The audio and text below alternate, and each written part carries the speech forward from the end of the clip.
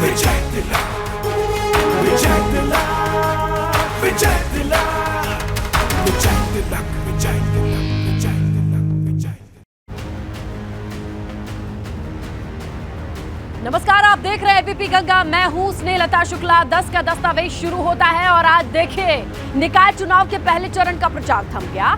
शाम 6 बजे निकाय चुनाव का प्रचार का शोर थमा। उससे पहले सीएम योगी और सपा अध्यक्ष अखिलेश यादव समेत सियासत के तमाम दिग्गजों ने प्रचार में पूरी ताकत झोंक दी। अब 4 मई को पहले चरण के लिए मतदान होना है। 4 मई यानी गुरुवार को 37 जिलों में 10 नगर, 104 नगर पालिका, 276 नगर पंचायतों में वोट डाले जाएंगे।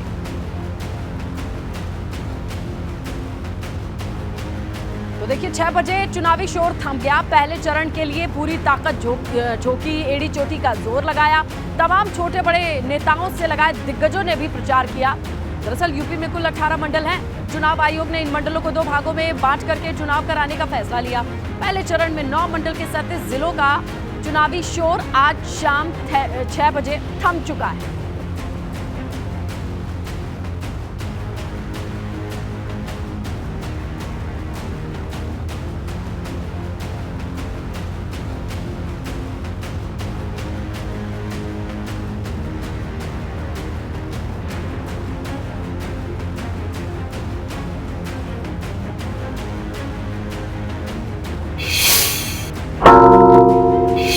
रायबरेली से खबर है। सपा विधायक मनोज पांडे धरने पर बैठे। भाजपा विधायक पर पैसे बांटने का आरोप लगा है।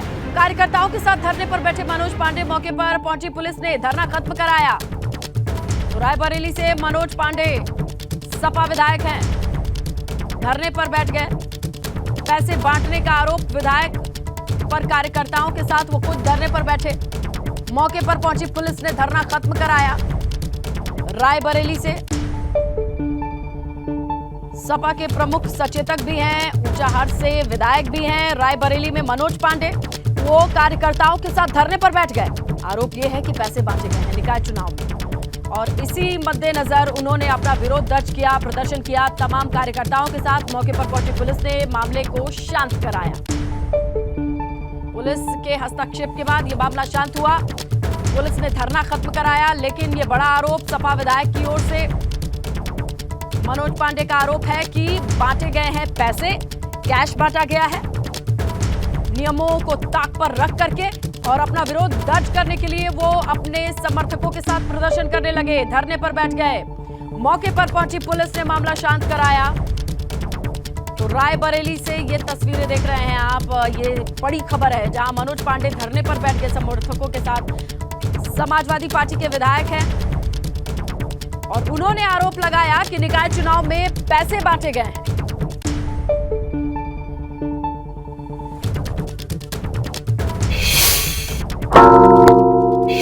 मुरादाबाद से खबर है। नगर निकाय चुनाव सुरक्षा के मद्देनजर निकाला गया फ्लैग मार्च। भारी पुलिस बल के साथ ये फ्लैग मार्च निकाला गया। पैरामिलिट्री फोर्स, पीएसी की कई कंपनी भी फ्लैग मार्च में शामिल हुई। तो देखिए ये तस्वीरें आई हैं मुरादाबाद से, किस तरीके से शाम के वक्त फ्लैग मार्च किया गया और इसमें शामिल रही पैरामिलिट्री की फोर्स, पीएसी की कई कंपनियां। मुरादाबाद की गलियों में चहलकदमी करती नजर आई, संदेश देती नजर आई कि कानून व्यवस्था पर पैनी नजर रहेगी, किसी भी तरीके के नापाक मंसूबे न पलने पाए। इसी के मद्देनजर प्रिकॉशनरी जो कदम था वो उठाया गया। मुरादाबाद से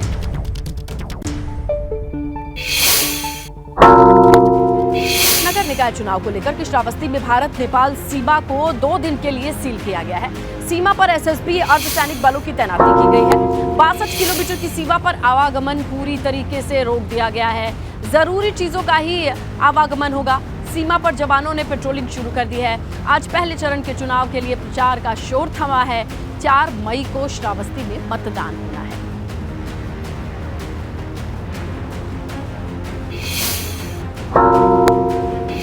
फिरोजाबाद में नगर निकाय चुनाव के पहले चरण के तहत 4 मई को वोट डाले जाने हैं। ऐसे में सुरक्षा के कड़े इंतजाम किए गए हैं। 4 मई को होने वाले निकाय चुनाव को लेकर के प्रशासनिक अधिकारियों ने प्रेस कॉन्फ्रेंस की है। अधिकारियों ने बताया कि संवेदनशील, अति संवेदनशील बूथों पर सुरक्षा के कड़े इंतजाम किए गए हैं। कुल 266 मतदान केंद्र बनाए गए हैं। 707 बूथ हैं। इसके साथ ही जिलों को 25 जोन और 52 सेक्टर्स में बांटा गया है। 28 अति संवेदनशील प्लस मतदान केंद्र हैं। 65 अति संवेदनशील मतदान केंद्र हैं, 85 संवेदनशील और 89 सामान्य मतदान केंद्र बनाए गए हैं, जहां पर्याप्त संख्या में सुरक्षा कर्मियों की तैनाती है। और जो पोलिंग स्टेशन की सेंटर्स की जो व्यवस्थाएं हैं उसके लिए हम लोगों ने उसकी पूरी व्यवस्था कर ली है। जो इलेक्शन मैनेजमेंट के लिए कार्मिकों की नमाइशन और इत्यादि फॉर्मेलिटीज होती हैं वो भी समय पूरी कर ली गई हैं और जो हमारे ऑब्जर्वर्स हैं उनके निर्देशानुसार सारी चीज़ें सुचारू रूप से चल रही हैं। सुरक्षा व्यवस्था के बारे में कप्तान साहब के द्वारा और हमारे द्वारा ज्वाइंट डिस्कशन कर दिया गया है। जो स्ट्रॉन्ग रूम्स हैं और जो पोलिंग सेंटर्स हैं उससे जहाँ जहाँ पे थोड़ी बहुत और यूज़ करने की गुंजाइश है उसको भी हम लोगों ने अभी निर्देशित किया है। देखिए, जो हमारा नगर निकाय और नगर पंचायत वगैरह का चुनाव है इसमें लगभग 5000 पुलिस और प्रशासनिक कर्मचारी वो हमारे ड्यूटी पर लगे हुए हैं। इसमें मोबाइल कंपोनेंट भी है जो लॉ एंड ऑर्डर ड्यूटी के लिए है और बूथ का भी कंपोनेंट है। मानक के अनुसार जो भी माननीय चुनाव आयोग की व्यवस्थाएं हैं उसके अनुसार मानक के अनुसार फोर्स को लगाया गया है। बूथ के ऊपर में भी और लॉ एंड ऑर्डर ड्यूटी में भी जो मानक के अनुसार उसके साथ लगाया गया। उसके अलावा एक्स्ट्रा कंपोनेंट भी जो है क्लस्टर मोबाइल के रूप में QRT के मोबाइल रूप में ये सब जो है कंपोनेंट्स लगाए गए हैं सो दैट कि हम लगातार फास्ट रिस्पॉन्स दे सकते हैं। 4 मई को अयोध्या के दौरे पर रहेंगे सीएम योगी। GIC मैदान में सीएम योगी जनसभा करेंगे। निकाय चुनाव के दूसरे चरण के लिए जनसभा होनी है। भाजपा के मेयर प्रत्याशी गिरीशपति त्रिपाठी के समर्थन में ये जनसभा करेंगे। 11 मई को दूसरे चरण का मतदान होना है अयोध्या में और उससे पहले देखिए मुख्यमंत्री के दौरे की खबर आ चुकी है, शेड्यूल आ चुका है। यहाँ GIC मैदान में सीएम योगी की एक जनसभा होगी। निकाय चुनाव के दूसरे चरण में अयोध्या में मतदान होना है।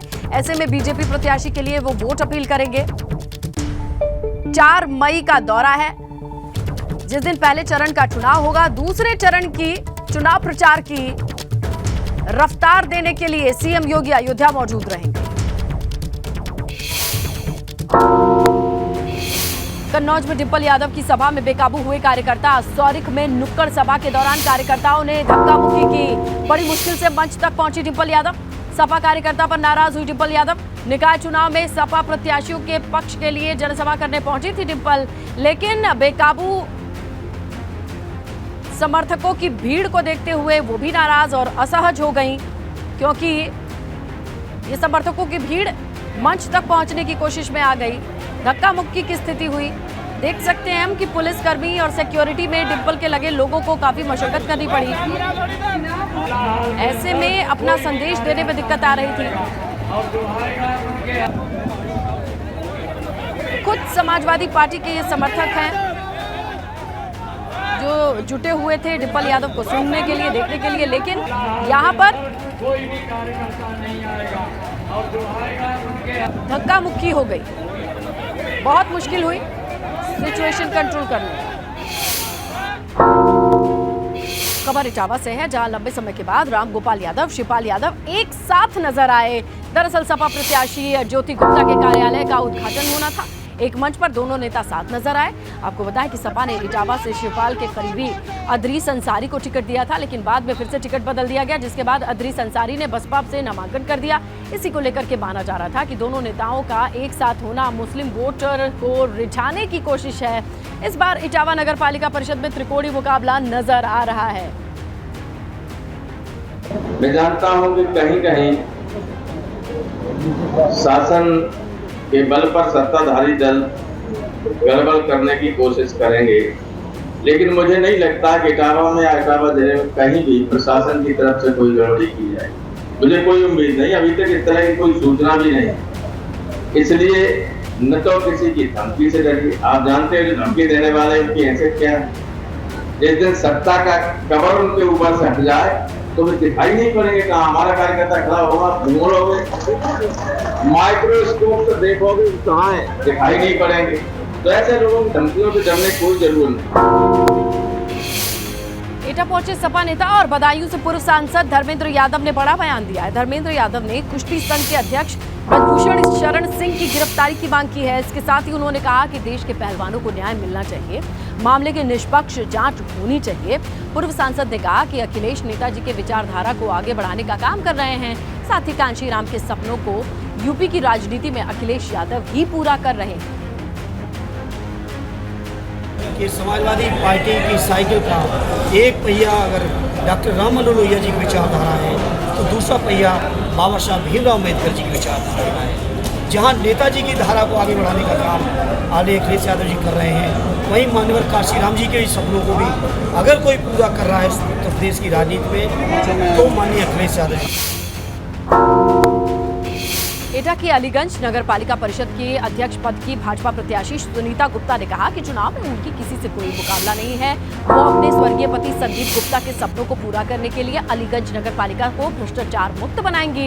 इसके साथ ही दावा किया कि बिजली, सड़क, पानी, साफ सफाई, शिक्षा और ई रिक्शा चार्जिंग के लिए खास इंतजाम करेंगी।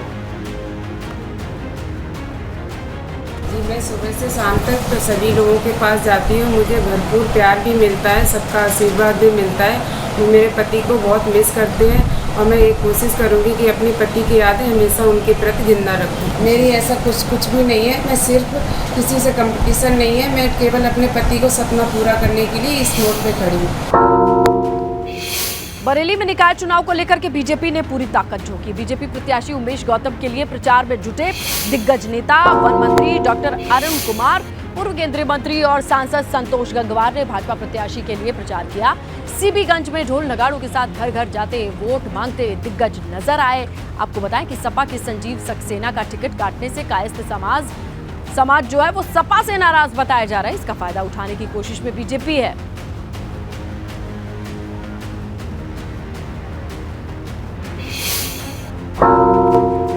पीलीभीत में लगातार हो रही बारिश की वजह से जलभराव हो गया है और इसी को लेकर के काफी दिक्कतों का सामना लोगों को करना पड़ रहा है। एबीपी गंगा ने आवासीय कांशीराम कॉलोनी ग्राउंड जीरो के हालात को जाना। इस दौरान स्थानीय लोगों ने बताया कि नगर पालिका का कोई भी कर्मचारी कॉलोनी में साफ सफाई, बिजली, पानी की व्यवस्था को देखने नहीं आया। गंदगी है, तीनों हवा चला, लाइट चली जाती, लाइटें ना दे तो पानी दुखी है, वैसे परेशान बहुत है। जो बोलती जाएगी वो कहूँगा तो दिल में आएगा। अच्छा, ऐसा है कि यहाँ हमारे संजय भैया जब आए थे शुरू में, उन्होंने ये कहा ये कॉलोनी मैं हरू या जीतूँ, चाहे तो बाउंड्री बनवाऊंगा।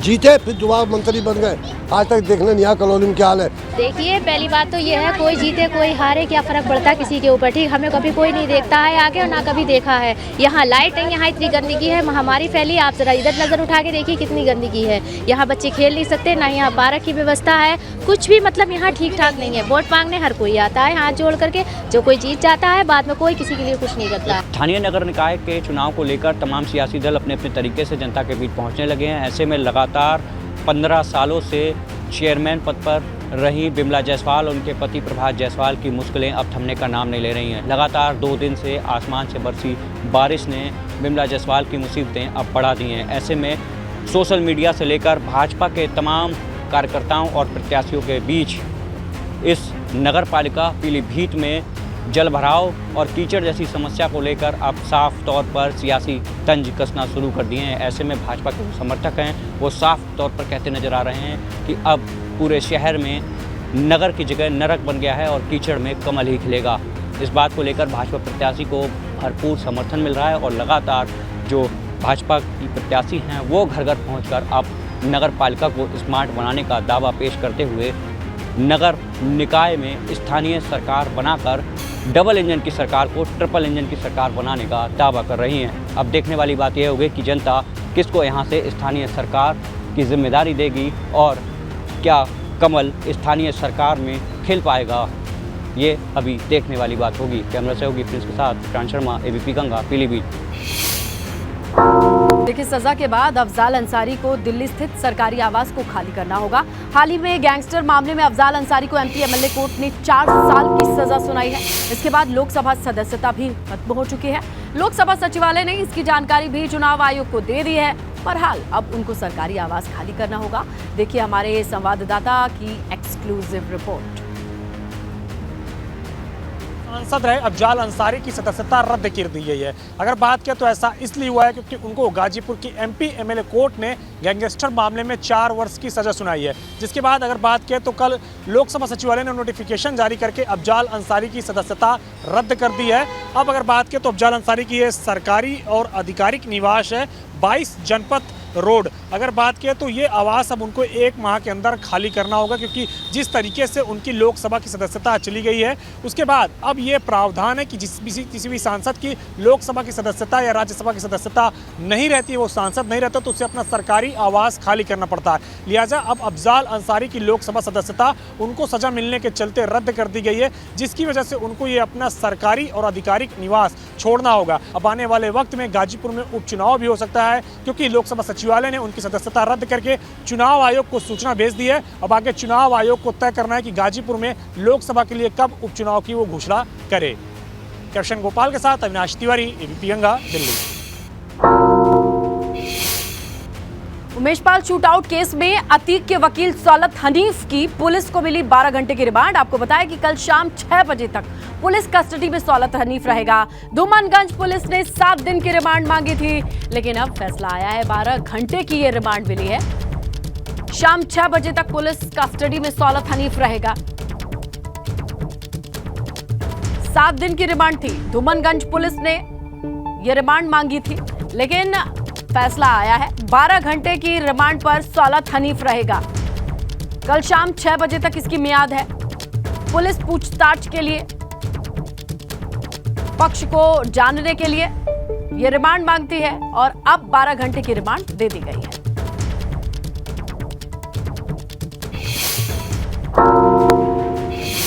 केदारनाथ धाम यात्रा से जुड़ी बड़ी खबर मिल रही है। केदारनाथ यात्रा के लिए रजिस्ट्रेशन पर 5 मई तक के लिए रोक लग गई है। केदारनाथ जाने वाले श्रद्धालुओं को करना होगा थोड़ा इंतजार। 3 मई से बढ़कर के 5 मई तक रजिस्ट्रेशन पर रोक की मियाद बढ़ा दी गई है। पहले 3 मई तक रोक थी, अब 5 मई तक है। खराब मौसम और हालात और व्यवस्थाओं को देखते हुए ये फैसला लिया गया है।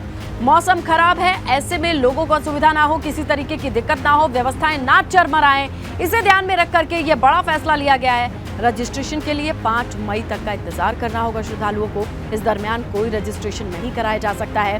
5 मई के बाद रजिस्ट्रेशन होगा। हालांकि ये 3 मई तक का वक्त था, लेकिन इसे फिर से पोस्टपोन किया गया है। उधर केदारनाथ धाम की यात्रा पर एक और बदइंतजामी की तस्वीर सामने आ रही है। इसी बीच कुछ यात्री शिकायत कर रहे हैं कि उनसे केदारनाथ धाम में एक रूम के 10 से 15 हजार रुपए लिए जा रहे हैं। हालांकि तीर्थ पुरोहितों ने कहा यह सब अफवाह है। पुरोहितों का कहना है कि अफवाह फैलाकर धाम के बारे में गलत संदेश दिया जा रहा है। अगर इस प्रकार का कोई घटना, वैसे तो हमारे संज्ञान में है नहीं, इस प्रकार की कोई घटना हुई है तो यहाँ पे 4 सेक्टर मजिस्ट्रेट बैठते हैं, एसआई हैं, पुलिस चौकी है यहाँ पे, फिर हमारी इतनी बड़ी केदार सभा है, आप लोग यहाँ पर बात कर सकते थे अगर ऐसी कोई घटना है। वैसे तो ऐसी घटना होना संभव नहीं लगता मुझे, कभी भी ये घटना हो। अगर लगता तो आपको एक बार यहाँ पे बात करनी चाहिए थी। आप पॉपुलर होने के लिए, अपना यूट्यूब चैनल चलाने के लिए, अपना फेसबुक पेज चलाने के लिए अगर इस धाम को इस प्रकार से बदनाम करोगे तो ये अच्छा नहीं है। ये था 10 का दस्तावेज। खबरें और भी यहाँ बने रहे एबीपी गंगा के साथ।